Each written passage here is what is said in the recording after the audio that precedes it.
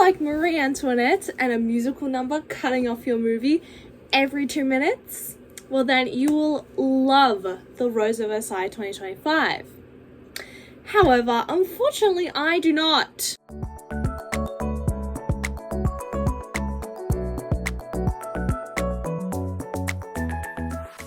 Hello everybody, my name is Brooklyn, otherwise known as TheDramaticOtaku. As you can see, this is not the normal setup.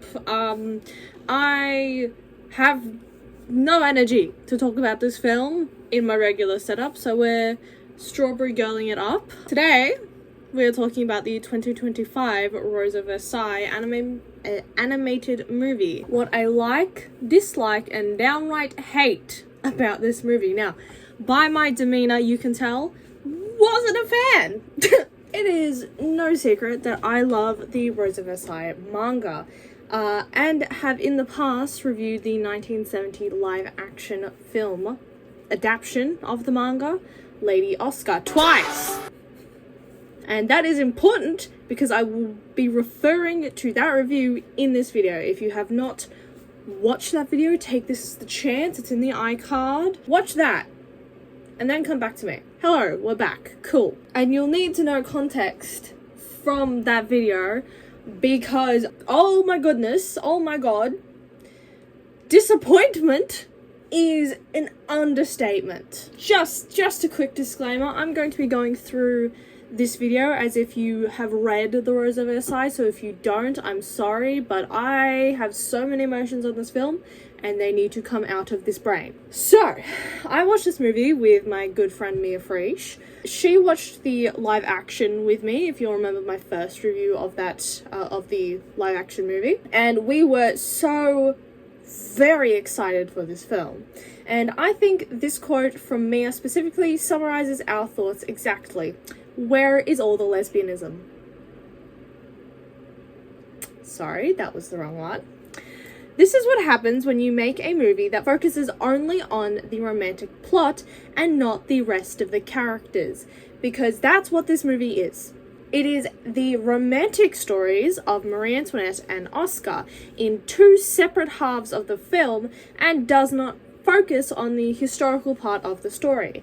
And I didn't think that would bother me until I realized it means cutting out all of the fun plots and characters. I was told this movie would follow closer to the manga. Me and Mia made a bingo board, which will be inserted here, full of predictions of what would feature in the movie. We knew off the bat it'd be 2 hours long. We knew some things would be cut or reduced to fill the story into the runtime. There were things we put onto this bingo board that we thought for sure would be cut. Okay, so I'm gonna fucking yapparella here. This is the bingo board that me and Mia made. See how all the red X's? That is everything that was not in the movie that we wanted in the movie. First of all, I put in a Shiny's back as a joke. And we actually crossed off Shiny's back. So we, like, put down things we thought was going to be certain in this movie. So things that we have in. Marie Antoinette dies. Crossed out. Rosalie cries. Crossed out. Louis' locks mentioned. Crossed out. Lulu mentioned. I was expecting us to not get Lulu. If you don't know who Lulu is, she is Oscar's niece, and she's in the side stories. I thought it'd be cute if we got the side stories, but I wasn't holding on hope that Lulu was going to be there. The flight to Varennes. Crossed out. Sex Part 2. We did get Sex Part 1, but we did not get Sex Part 2. More people randomly kiss Oscar. Now, the inverse was less people randomly kiss Oscar. One person kissed Oscar. And it wasn't even a woman. Weird energy at Oscar's engagement party. Guess what got fucking cut? So, we got more of the weird guy that was, like, flirting with Oscar.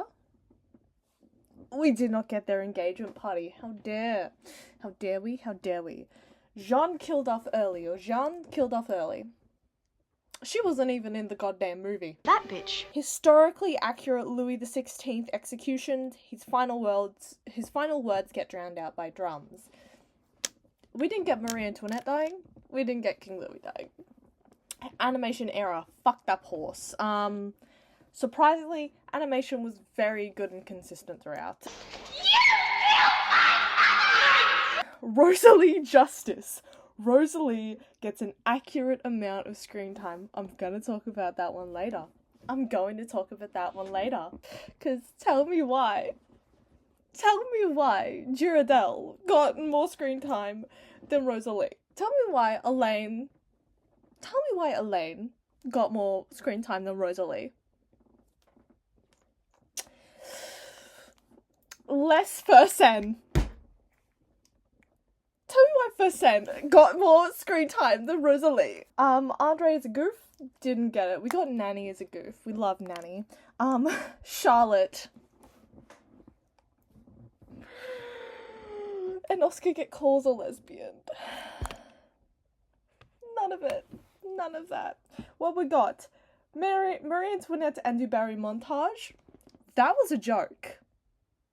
That was put in there as a joke. Mia predicted it. This was a joke. And it got crossed off, like, immediately. More Marie Antoinette. Yeah, we get that. We get more Marie Antoinette for, like, half the movie.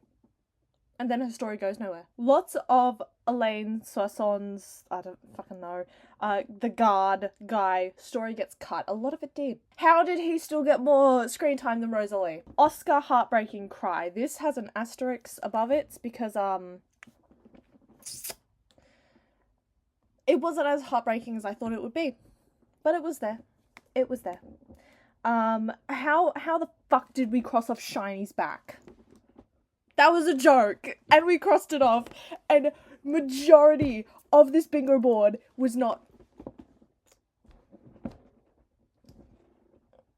I'm so not happy. How did Rosalie have more screen time in the 1970s movie than in the 2025 adaptation of The Rose of fucking Versailles? Not to mention the scene where Oscar dies. How the fuck did the 1970s film get that vaguely correct with Rosalie actually being in that setting? Like, I think the thing that makes me the angriest is that this movie makes the prior one look good. We were so looking forward to seeing Rosalie, Jeanne, Charlotte, for fuck's sake, oh my god, all we wanted to see was Charlotte, and the diamond necklace event. Only for it to be referenced once in a musical montage, the second or third musical montage in the film. Rosalie's presence is erased to 2 single cameo shots and less than a minute of runtime. And all we gathered is that she looked like Mia's Wholesome Pea character. That's all we, like, looked at her and went, oh my god, it's Rosalie! She looks like Mia. She looks like Mia's character. Bernard is reduced to a one-time cameo, and only when Andre is blinded, and not in the way that you think if you've read the book. Not for the Black Knight arc. Andre gets whacked in the face by a plank of wood. That's how our precious Andre goes blind. He doesn't get shot during an epic chase scene. He gets whacked in the face with a wooden plank.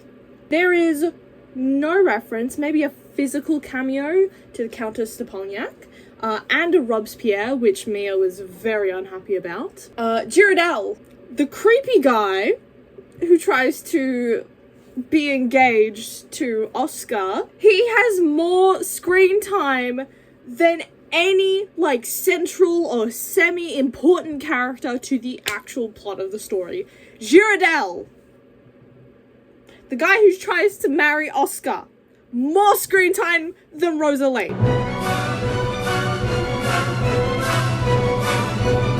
We went into this film with such high hopes, and the second we realized it was a musical partially, which I don't even think we can call it a musical, me and Mia realized that this movie would be fucking ass. Now, I can see why like, the montages happen. I can see from, like, a production standpoint why that makes sense, because there is so much to go over in the Rose of Versailles series, and they really just want to focus on the romantic element of the story.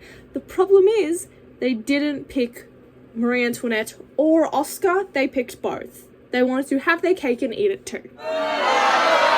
The movie is in 2 acts, so I will be referring to Act 1 as Marie Antoinette's half and Act 2 is Oscar's half. So, from this point onward, let's talk about Marie Antoinette's half. I cannot really tell you much of what goes on in the first half, other than a lot of versailles coming back and forth, and at least 4 to 5 different montages or music videos that are supposedly supposed to progress the story in a short amount of time. Now, again, I understand why this happened. There's a lot to go over in the Rose of Versailles. You just cut out some of the most fucking important shit to specifically Marie Antoinette's story that does actually affect the romance element between Fersen and Marie Antoinette. Don't get me wrong, some of the music videos would have done wonderfully as endings to an anime series, but this was a movie, not an anime series. And the actions that occur in these montages do not make sense to anyone who has not read or is not priorly knowledgeable about the Rose of Versailles. If this is your first time coming into the Rose of Versailles, this is going to be confusing as shit for you because it confused us, and we have read the manga. Mostly the montages look like rich people doing rich things and has no groundings in the actual story, even though yes, technically it does. What are the stakes of being a queen? What trials does Marie Antoinette face? What is all these stresses that Marie Antoinette has? Because we don't see it. We get told about it. We do not see it. We do not see shit. Do not see shit. There is a lot, like a shocking amount of Fersen in the first half. And the Queen and Fersen's romance isn't even explained all that well.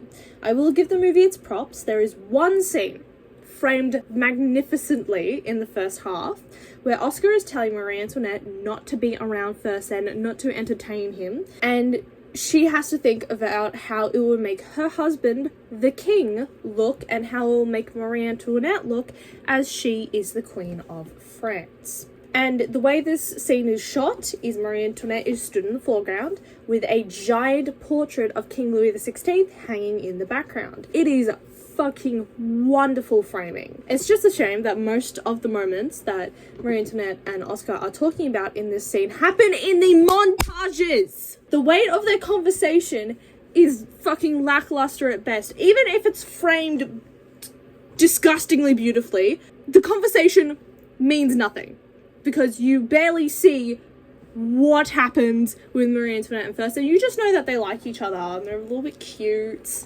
They meet at a masked ball and then like they got all romantic, but you don't see, you know, Fersen coming into court and interacting with Marie Antoinette directly. You see that in montages. You don't see that in the actual like film big portions, the actual story plot part itself. And that doesn't even mention the complete lack of Marie Antoinette and Fersen in the second half of the film.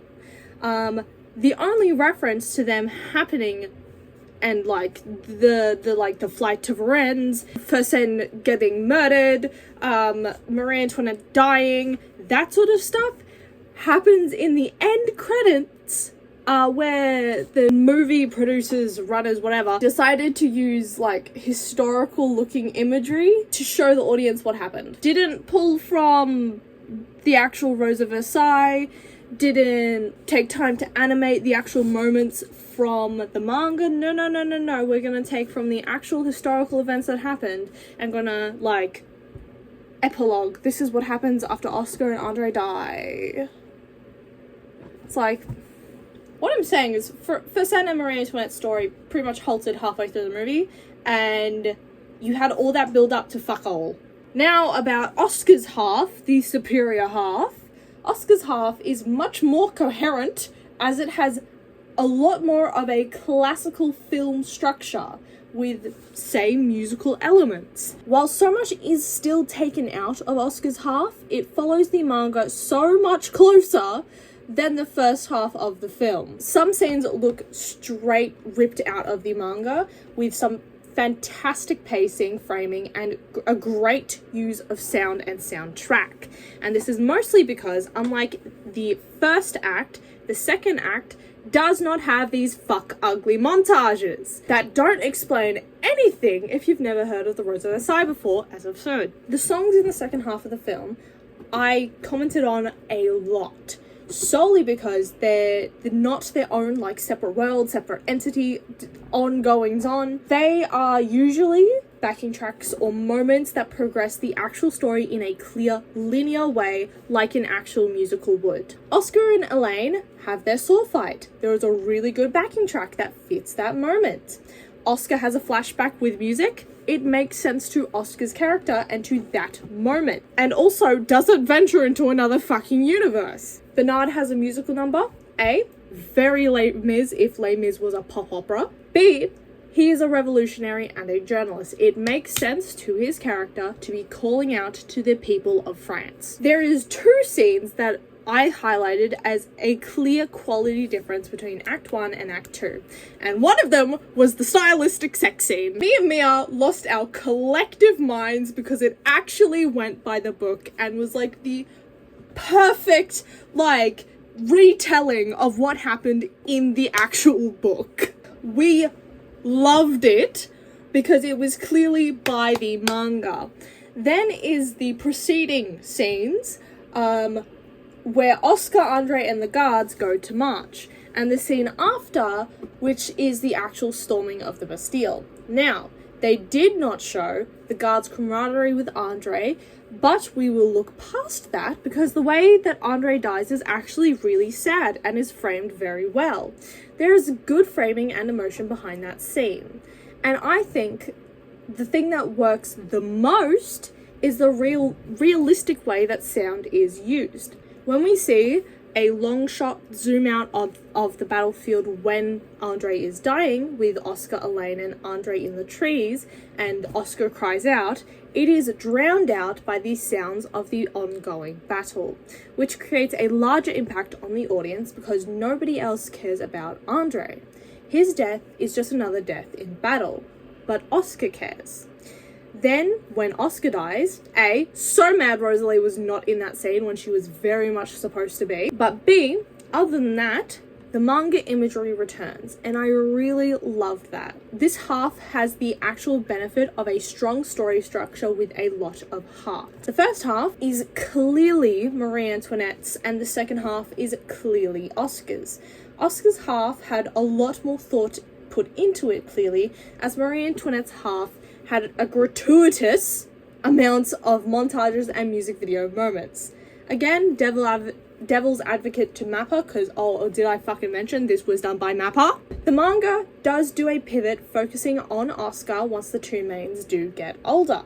So I can see where that pivot does come from in the middle of the story. But if you're focusing on the romance of the story, why set up so much of Marie Antoinette and Fersen and not animate the end of their story? Because I bet you the Flight of Varennes and Marie Antoinette getting fucking killed at the guillotine is pretty fucking important.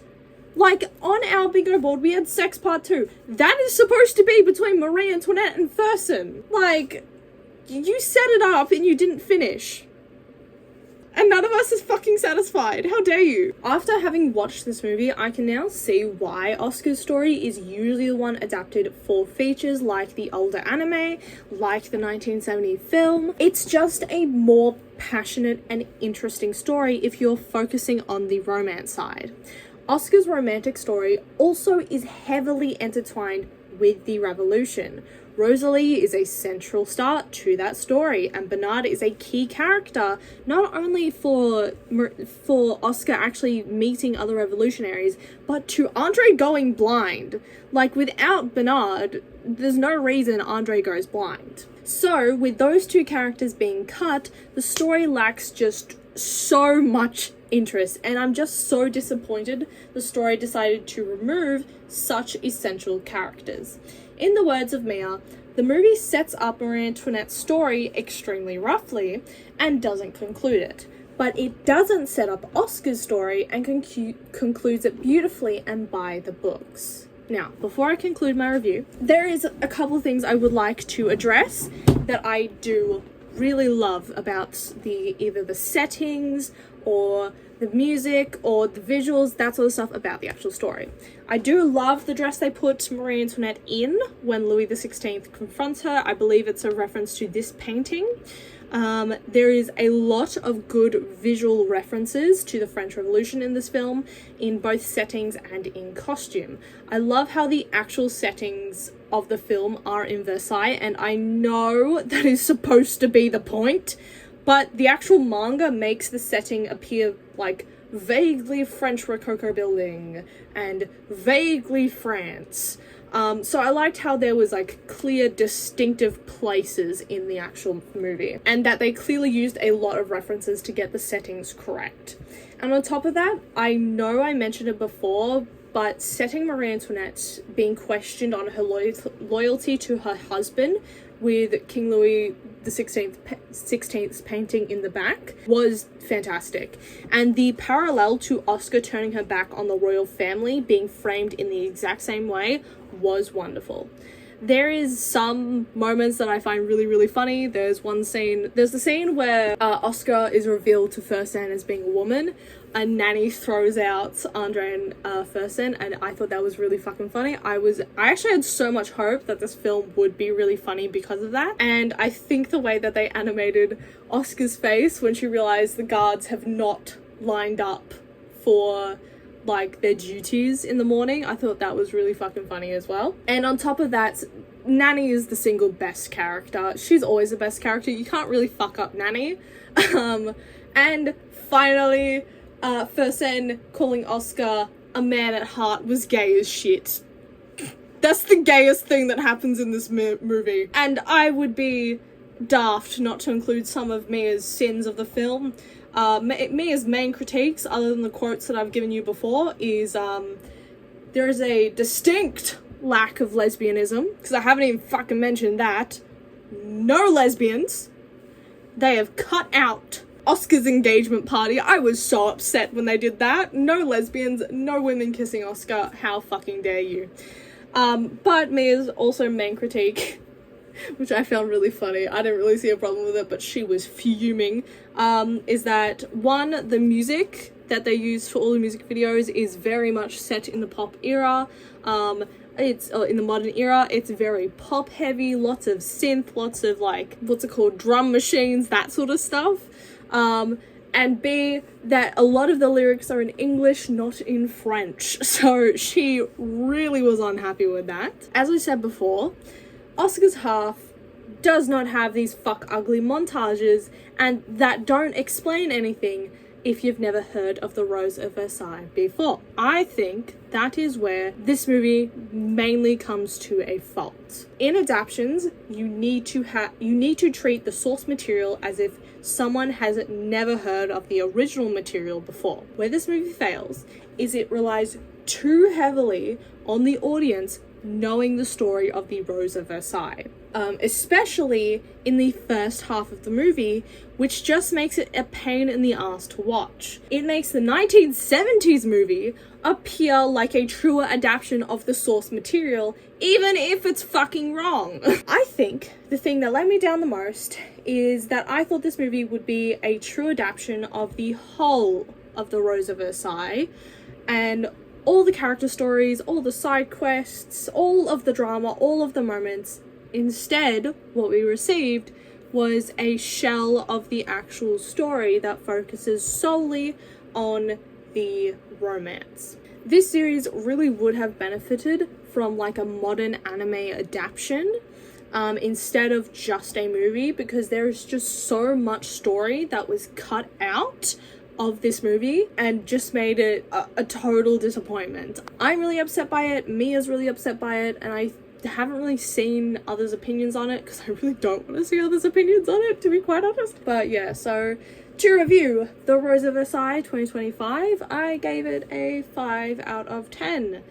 Half score for Oscar's half. There is so much lost potential on this movie. I really, really would love to see a proper adaptation that includes the French Revolution part. And yeah, so I hope you guys enjoyed this video. I've noticed my other Rose of Versailles review has gotten a lot more popular recently, probably because of this film. So what is your opinions on The Rose of Versailles 2025? Did you love it? Did you hate it? What were you hoping for?